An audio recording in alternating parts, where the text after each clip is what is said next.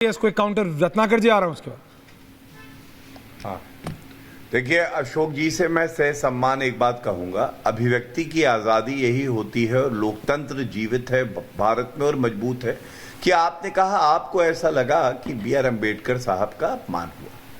मैं आपके इस भाव का सम्मान करते हुए कहूंगा भारत की जनता को ऐसा नहीं लगता है, और जिसका कारण मैंने बताया। अपमान क्या होता है मैं अशोक जी बताता हूं। जब मंत्रिमंडल से उनको मजबूरवश इस्तीफा देना पड़ा, जब 2 बार उनको चुनाव हरवाया, ये उनका अपमान था, क्योंकि उन्होंने हमें संविधान दिया, वो परम ज्ञानी थे, लेकिन उनको हरवाया क्योंकि ये लोग कांग्रेसी चाहते थे कि जवाहरलाल नेहरू चमके और B.R. अम्बेडकर साहब जो ओजस्वी थे सूरज की तरह, उनको कैसे कम दिखाया जाए। अपमान ये होता है जब संसद के सेंट्रल हॉल में उनका जो तैल चित्र था उसको उचित स्थान नहीं दिया और उस तैल चित्र को बाहर रखा गया जहां पे बताते हैं कबूतर बीट करते थे। और ये सुधार कब आया? सुधार तब आया जब भारतीय जनता पार्टी ने इसे उचित स्थान के साथ सेंट्रल हॉल में जगह दी। ये फर्क मैंने आपको इसलिए बताया, आप शब्दों पे जा रहे हैं, मैं राम राम राम कहूंगा, अगर आपकी भावना ही गलत है आपको मरा मरा मरा सुनाई देगा। और यही विपक्ष का काम है कि बात को घुमाओ, तोड़ो फोड़ो, आधा अधूरा दिखाओ। और भारत की जनता बहुत समझदार है, वो विपक्ष की तरह नहीं है कि वो ये देख नहीं पा रही, समझ नहीं पा रही। रत्नाकर जी समय हो तो बोलूं।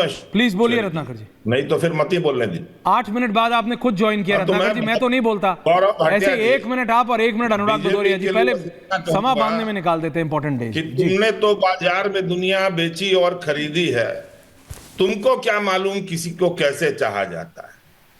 तमाम बातें अम्बेडकर के बारे में आपने बताई, गांधी नेहरू से विरोध बताया, ये नहीं बताया आपने कि उसके बाद भी दोनों राजनेता कैसे इज्जत करते थे।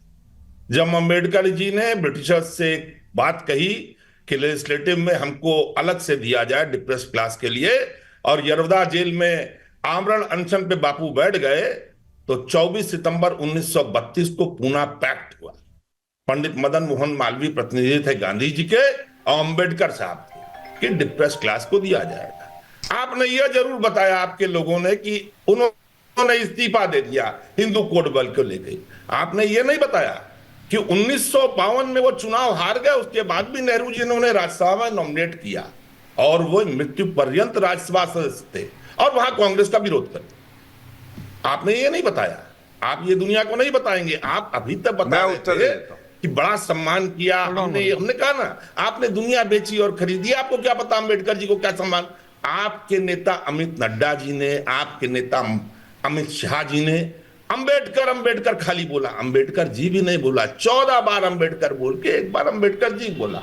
और सम्मान क्या आपने दिया ये मैं जरूर बता रहा हूं। मैंने अपनी माता को अभी तक जननी रत्न नहीं दिया है। वल्लभ भाई पटेल जी और अंबेडकर जी इस देश के जनक थे, पैदा किए थे। भारत रत्न मेरे ख्याल से उनके कद को उन लोग के बराबर भी लाता है। जैसे हमारे यहाँ BHU से थे CNR राव साइंटिस्ट, वो भी भारत रत्न है। सचिन तेंदुलकर वो भी भारत रत्न है।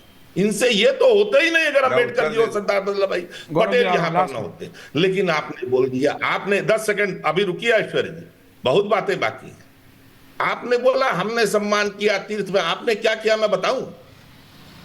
50वीं वर्षगांठ पे स्वतंत्रता की अरुण शौरी जी ने लिखा वर्शिपिंग फॉल्स गॉड्स, जिसमें एकदम सीधा बता रहा हूं कि उन्होंने बताया कि अंबेडकर जी अंग्रेजों के दलाल थे।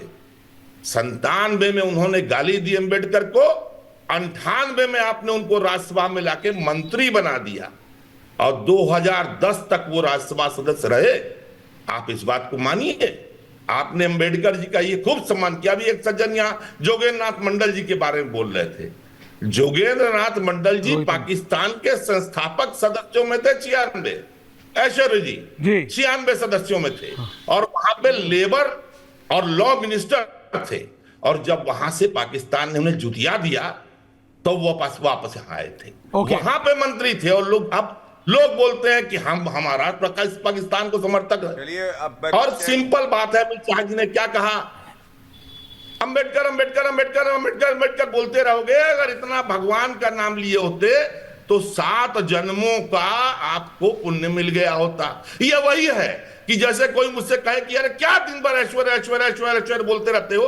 अरे अर्णव अर्णव बोलते तो दुनिया के रिपब्लिक के हर शो में सिर्फ तुम ही आते।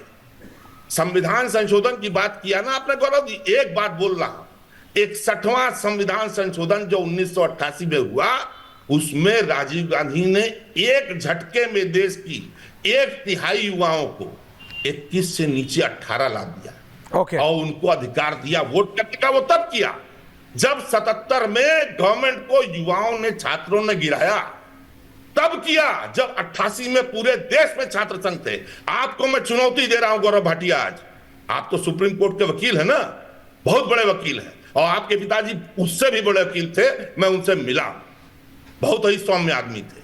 आप मुझे एक बात बताइए, आज बता के जाइए कि आप इलाहाबाद यूनिवर्सिटी में, अलीगढ़ मुस्लिम यूनिवर्सिटी में और बीएचयू में छात्र संघ का चुनाव कराएंगे? आप इस बात को बताइए। ओके रत्नाकर जी, ओके रत्नाकर जी, गौरव जी एक साथ लास्ट में please, I have to go to ending comments. Anurag Bhadauria, okay नहीं रत्नाकर जी अभी नहीं है, आप टाइम समझिए। Thank you Anurag ji ending comments. Gaurav ji एक साथ जवाब दीजिए। जी देखिए, अभी भारतीय जनता पार्टी के प्रवक्ता महोदय ने कहा प्रभु राम राम बोलो तो मरा मरा सुनाई देता है। भैया हमको तो प्रभु राम बोलोगे तो प्रभु राम ही सुनाई देते हैं, मरा मरा नहीं सुनाई देता। ये आपको सुनाई देता होगा क्योंकि आपकी भावना जैसी रहेगी ना वैसे ही तो आप सुनने में आएगा, जैसा सोचोगे वैसे सुनोगे। ये है प्रभु राम के प्रति आपके विचार, अच्छे विचार हैं प्रभु राम के प्रति, कमाल है भाई। दूसरा आप कह रहे थे कि जनता को लगता है कि अपमान नहीं हुआ अम्बेडकर जी को। जनता को तो लगता है कि अंबेडकर जी का अपमान हुआ है, बीजेपी को नहीं लग रहा है। अब दिक्कत जनता और बीजेपी में फ़र्क है। आप बीजेपी और जनता में फ़र्क समझने की कोशिश कीजिए। और कर्तव्य पथ की बात तो करते हो, नाम रखने से नहीं हो जाता है, कर्तव्य पे चलना भी पड़ता है, कर्तव्य निभाना भी पड़ता है, निभाना पड़ता है। Rajesh Gupta ji ending comment. कर्तव्य राजेश जी आप कुछ कह रहे थे, फिर गौरव भाटिया। मैंने तो पहले ही कहा जी, मेरा ये कहना है कि ना सिर्फ दलित लोग बल्कि अनुराग जी आ रहा हूं, जितने भी लोग सेक्युलरिज्म को मानते हैं, जितने भी लोग संविधान को मानते हैं, उनके लिए ये बहुत बड़े दुख की बात है जो आज अमित शाह जी ने कहा। और मुझे लगता है कि बहुत बड़ी बात क्या है, इसमें माफी मांग लीजिए, आप रिपीट कर पार्लियामेंट के पटल पे कहा है, और नहीं तो आम आदमी पार्टी, क्योंकि आम आदमी पार्टी अम्बेडकर जी को भगवान के समान मानती है। हम रोडों पे भी जाएंगे, हम घर घर जाएंगे, इस बात के लिए लोगों को बताएंगे। लोग बहुत दुखी है, बहुत चिंतित। गौरव भाटिया जी बेसिक बात यह है, जो 24 से पहले रिजर्वेशन के लिए और संविधान बदलने की बात इन्होंने कही थी, वो इस इशू को बनाने वाला, आपको भी समझ आ चुका है। गौरव जी देखिए, बेसिक बात क्या है, जो अमित शाह जी ने एक तथ्यों के आधार पे धुआंधार भाषण दिया, उसकी काट उसका तोड़ विपक्ष के पास नहीं है। और ये वो वाले हैं, अभी कह रहे थे सुनाई दिया, जब कांग्रेस के नेता राजस्थान में भारत माता की जय के नारे लगाते हैं तो उनको टिपिया के कहा जाता है सोनिया माता की जय बोलो, और राम राम और मरा मरा बता रहे थे।